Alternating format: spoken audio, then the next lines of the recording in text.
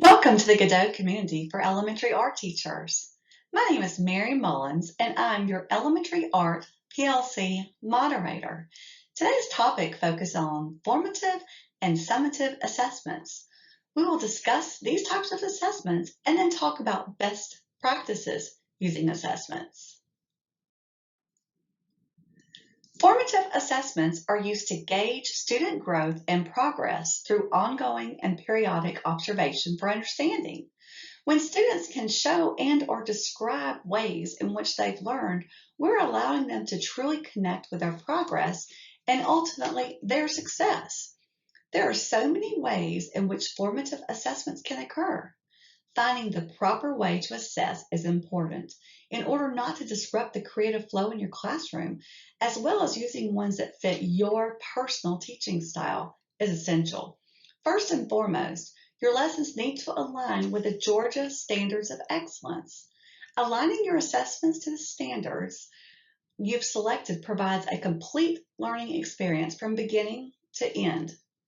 When planning your assessments, remember they are in place for your students to grow and be successful, not to stress you out.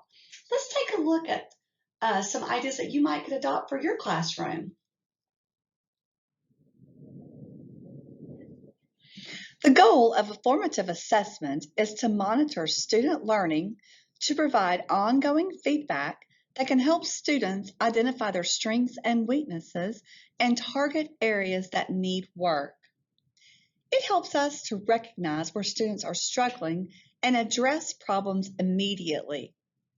It typically involves verbal feedback rather than written scores. Finding assessments that fit your teaching style is key so they're meaningful to your students and to you. You can simplify your assessment by focusing on that big idea that you're trying to instill instead of numerous things. Keeping things minimal will truly make it more streamlined for you as well as your students. These are some ideas that you could adapt in your classroom for formative assessments. Keep in mind that most of these concepts can be used for your digital learners as well. Teacher observation is hands down the most used formative type of assessment. One of the best things about being in the art room is watching your students create. You can see their ideas come alive, explore new techniques, create things that inspire them, and make mistakes into happy accidents. A great way to assess students and check for understanding is to physically look at the art your students are creating.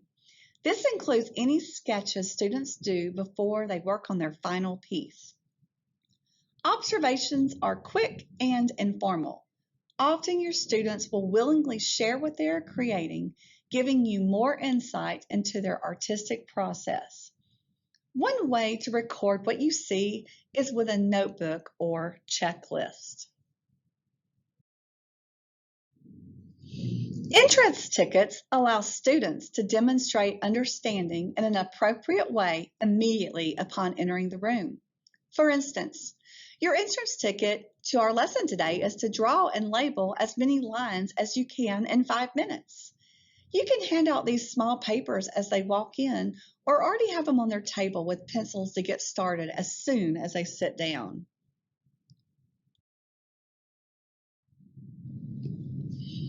Another fun way to see your students know is through Think, Pair, Share. This allows your students to share information with a peer that is either assigned to them or at their table. It can also be used with entire table groups or whole group discussion. You can give them specific topics aligned to the Georgia Standards of Excellence that you're teaching, or it can be a more open discussion about what they are creating. This type of assessment can be completed before, during, or after a lesson. In the past, I thought it always had to be completed at the end of the lesson, but I have learned if I do them during the process, students actually focus more and it pushes them to be more creative. You can walk around the room and listen to what they're saying. Feel free to put a time limit if needed. Thumbs up, thumbs down is a quick, quiet, and easy way to see if your students understand a particular topic, instructions given, or any other important information.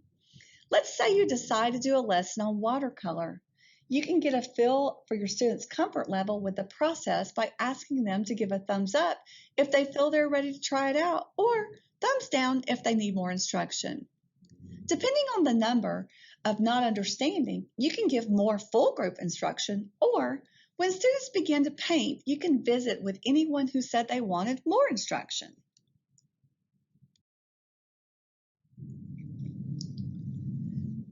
The name conferencing sounds formal, but it's basically having a discussion with students one-on-one, and it can be quite a powerful assessment tool.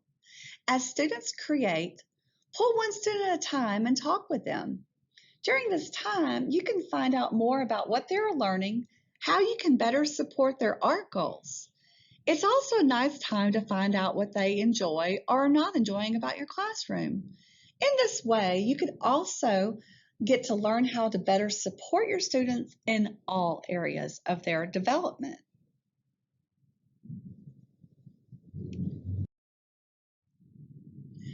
Writing prompts allow students to finish the sentence. Use this type of assessment when you want to prompt a student to respond in a specific way. Like, today I learned, and let them fill in the blank. Or, this could easily be extended as an early finisher writing activity. Truly, the possibilities are endless with writing prompts.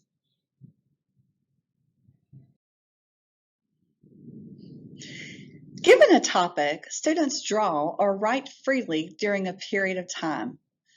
This is what I did for my previous lesson on trees, where the students came in and had 5 minutes to draw a tree prior to any instruction.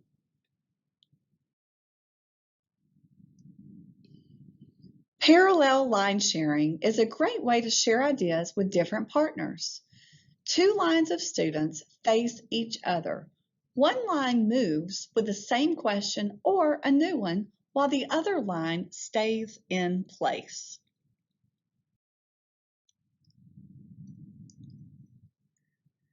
Complete the puzzle. Divide the class into groups and give each group a specific topic or a certain part of the lesson to become an expert at. It can be a puzzle piece that has the word or topic on it. Be specific with your groups on the amount of time they have, how many facts they need, and whatever else it is that is the component to your lesson.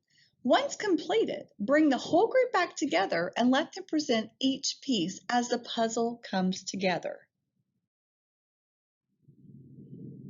Learning stations are areas within your classroom with information about concepts, artists, art, and art styles that you're teaching.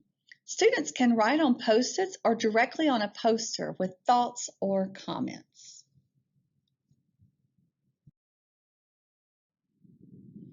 Roll the dice is where 6 concepts are written on a paper cube. As students roll the dice, they each give a thought or clarify to the concept that lands on top.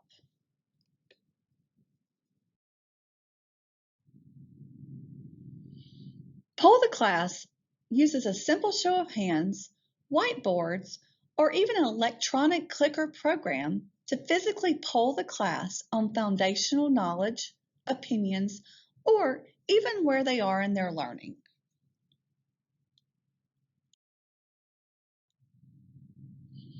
Countdown uses 3, 2, 1. It's 3 points to remember, 2 things you liked, and 1 question that you still have.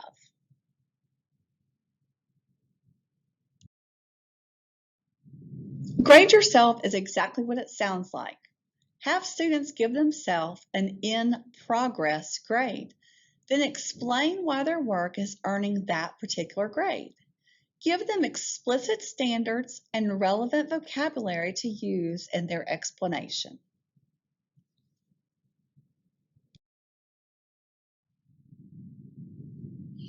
The exit ticket. You can use a sticky note, a note card, a blank sheet of paper, or even create an exit ticket digitally. Students will write down on their exit ticket something they learned during their art class. You can have them answer a particular question directly related to your lesson, or it could even be more open-ended.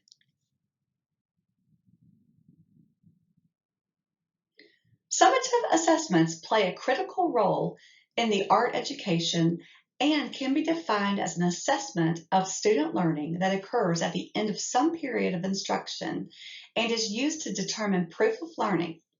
It assists in measuring student mastery of the standards. Self-assessment and reflection are important aspects of the learning process. I've compiled some ideas to get you started in this video.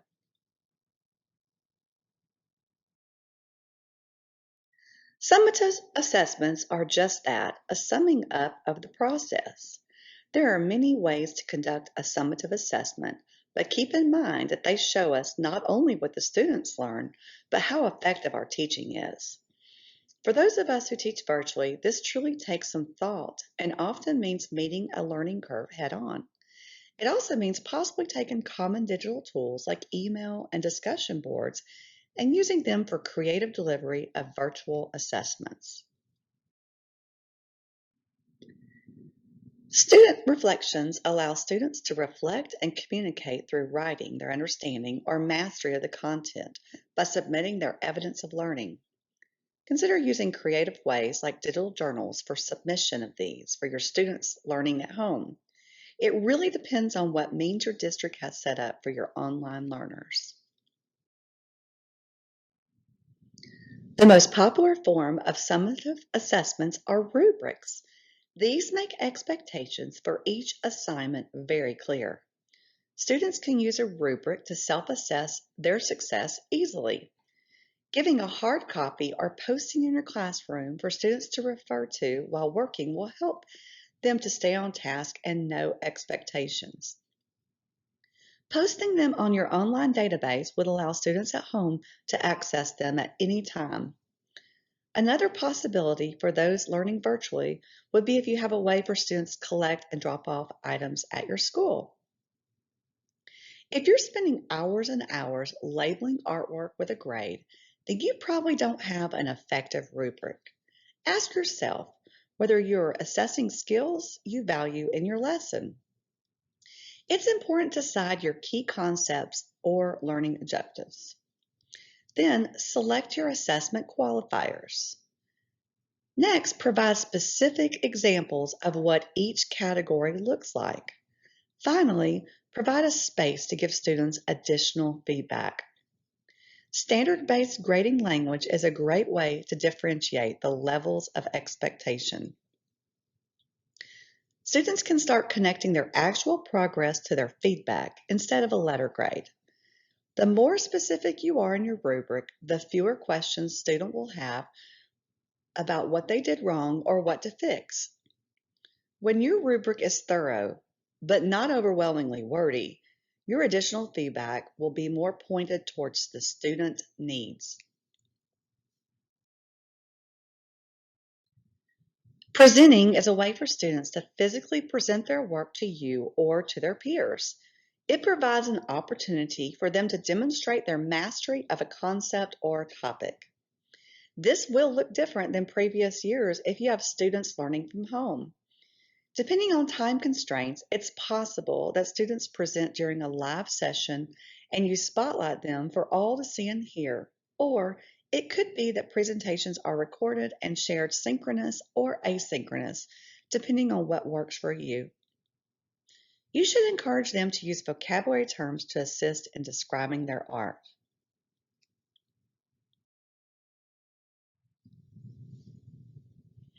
Do you give your students a quiz or a test to see if they understand the standards or learning objectives that were taught? If you're doing this, make sure that your questions align with our Georgia Standards of Excellence. These can occur at the end of a lesson, a unit, semester, or even for the entire school year.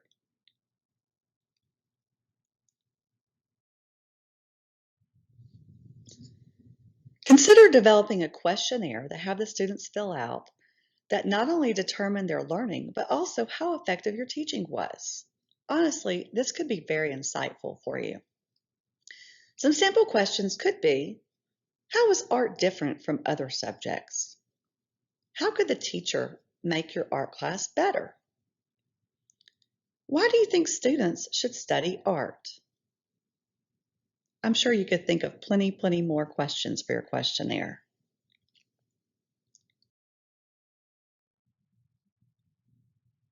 I'm certain that you've heard of SLOs, which can be considered a summative assessment. These are used to gauge what the students have learned during the school year in your art class. I have found that districts and schools across our state create and implement these in completely different manners. For instance, in my district, the SLOs were created by the team of teachers, and I have no idea what they even entail. I do know it's a total of 10 multiple choice questions, and at my school, it's delivered digitally by another teacher and an administrator. I'm actually not even in the room when this is given. In contrast, I have a friend that's in a more rural district in Georgia. She said they basically give the students a piece of notebook paper and have them draw certain things from prompts. If you have the opportunity to create these SLOs, make sure that they are meaningful and aligned with the Georgia Standards of Excellence. Think about an art concept that you teach that you would be embarrassed if your students walked out of your classroom not knowing. We must shift our mindset from grading to assessment. Assessments are not meant to be stressful, but rather are created to engage and encourage students in the learning process. An effective assessment tool provides feedback to students and helps them move forward with their learning. The goal is for all students to master the essential skills you teach by letting the Georgia Standards of Excellence be your guide. If we don't assess how our students are getting to the end product, we're not fully supporting their learning. Try emphasizing the process over the product. This focuses the student thinking on day-to-day learning and less on achieving an end result. Communicating clear and concise learning goals to students is essential and will help you focus your assessments. Just as you shift your mindset from grading to an assessment, you need to rethink how you assess and support the process as much as or more than the end product. I've created this virtual lesson example with multiple types of assessments that will allow you to visualize how they can be integrated into your lessons. Hello, Godot community, and welcome back. Today, we're going to learn a bit about one of my favorite artists. She was considered a folk artist. This type of art is commonly created by untrained artists and is generally reflective of their culture, nation, or region. It's the opposite of fine art. Meet Laurel Birch. Laurel Birch is a self-taught American artist as well as designer that had many struggles in life that she overcame. Her style is considered folk art and whimsical. She used lots of colors and patterns, and she loved animals, especially cats. I think it's important for our students to realize that everyone has their own story. That's why I like to share these types of things with my students, so they can see that we are all not perfect and we can learn from others. This helps them to make those real life connections. Laurel Birch was born in California with a rare bone disease called osteoporosis that caused her bones to break very easily. As a child, when the kids were able to go out and play, it was too dangerous for her, so she stayed inside creating art. Her parents divorced when she was a child. She ran away from home when she was 14 years old and took a bus to live in San Diego. She started creating jewelry from found objects like bones, metal, wire, and beads. This allowed her to pay for her room and board. Laurel always stayed positive and had a great outlook, even though she faced many challenges in life. She's no longer with us, but her accessories are still quite popular and can be purchased online or at many stores. Take a look at these beautiful paintings created by Laurel Birch. This is a good time to see if your students can find and name any of the elements of art found in these images or the principles of design. They should probably see color, line, texture, value, shape, movement, pattern, rhythm, and unity. These are just a few examples of her many art creations.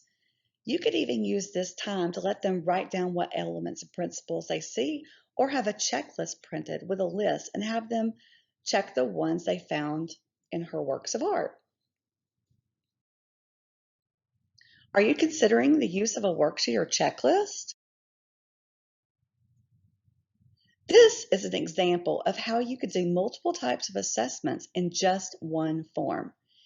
Here I've placed 3 different items that you can add as possibilities when you're assessing. Have the students decide what type of whimsical animal they would like to create. Remind them that they are not meant to be realistic, and think about the qualities that Laurel Birch used. Then you can have a discussion about the assigned rubric and then show student examples. When I show student examples, I place a sticky note over the names of the ones that are not so nice from a previous class. I would never want to hurt a student's feelings by revealing who created it, even though they're not even in the room at the time. This is a good time to discuss how each of these would rate on the rubric. It gives students real-life examples of what you're looking for in their art. Make sure to let the students give verbal feedback of these. It makes it interesting and provides more of a thought process if students get to plan their ideas in a journal, sketch pad, or a piece of paper before beginning. If you gave them the checklist in the lesson earlier, they could do it easily. Once they have decided on the animal, have them create with pencil and finish with whatever supplies you have available. As you can see, we use Sharpie, crayon, and watercolors to complete them. When I created this lesson several years ago, I contacted Laurel Birch's daughter to get permission to use her images for my original PowerPoint. Not only did she grant me permission, she was overwhelmed with excitement and was delighted that her mom's legacy is being taught in our schools. Since then, she's reached out to me wanting me to share student examples with her. I think it's cool and it makes me admire the artist even more. In closing, keep in mind what we teach is drastically different from all other content areas. Expecting artwork to be graded and assessed in the same manner is simply not appropriate. We must shift our mindset from grading to assessment. I hope this webinar helped clear up some of those questions you may have had and gave you some useful ideas that you can adapt to your classroom when it comes to assessments. Don't forget to check out the Godot instructional resources for sample assessments. They can be found here on the Godot community under the Documents tab, as well as on the Georgia Department of Ed's website. I'll see you next time.